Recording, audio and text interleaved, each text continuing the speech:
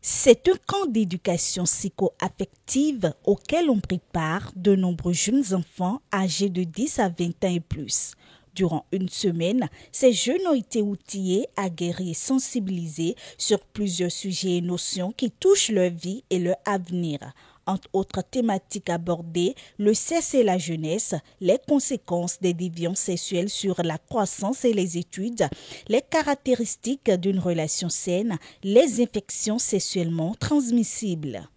L'objectif réel du camp, c'est d'outiller les enfants des connaissances, des moyens qu'il leur faut pour savoir se défendre face aux informations multiples qui circulent sur les réseaux, sur la sexualité en fait.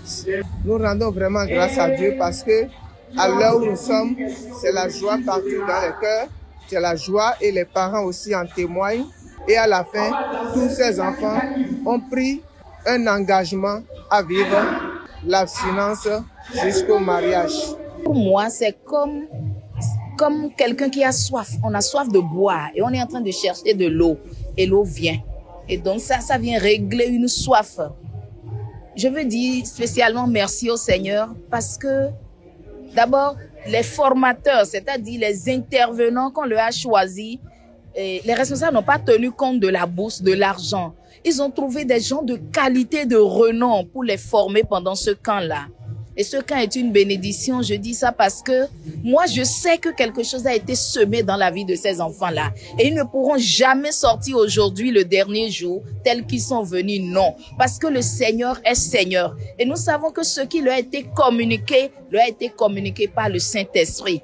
Et tous les enfants, en retournant à la maison, donneront au moins une petite joie à leurs parents. Et ils sauront qu'on les a envoyés quelque part et ils ont reçu quelque chose qui les a transformés. Alors, je suis en train de bénir l'Éternel pour ce camp-là. Et nous espérons les éditions prochaines qui seront encore plus nombreux.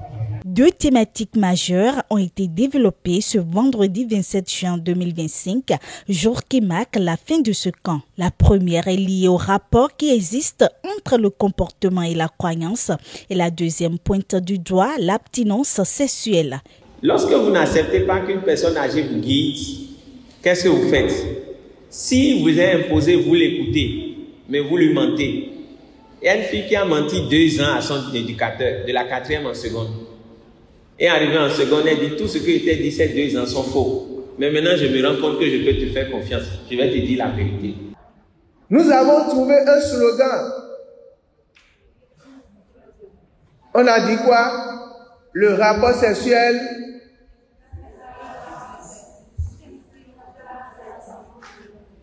Je n'ai pas bien entendu ça. Le rapport sexuel. Plus tard, c'est plus sûr. Plus tard, c'est toujours mieux. Ça dit tout. À votre âge, que ce slogan reste en vous. Que ce slogan travaille en vous. Et vous rappelle les temps forts de ce camp. Si on veut adopter ce slogan, la résolution unique à prendre, c'est l'abstinence. Parce qu'avec l'abstinence, vous êtes à l'aise, mes enfants. Vous n'avez pas de risque, vous n'avez pas de problème. Les participants à la première édition de ce camp, qui ont pris des engagements pour la mise en application des enseignements reçus, apprécient et font des suggestions. L'initiative est réellement à saluer. Je les félicite beaucoup pour ce premier camp et moi, je trouve que c'est une belle réussite. Parce que le sujet, le thème, c'est un camp d'éducation affective. C'est quelque chose qui n'est jamais abordé à la maison, dans les cellules familiales. Et moi, je trouve ça très très génial d'avoir eu l'ingéniosité de pouvoir aborder ce sujet avec nous.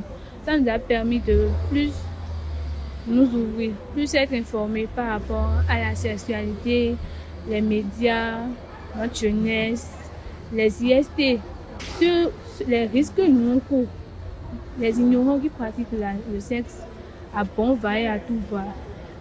Ils en ont pris parce qu'ils savent déjà ce à quoi s'attendre. Pour des suggestions, au début, les rappels, c'est fade. Je voudrais déjà qu'on commence déjà par nous stimuler avec des débats.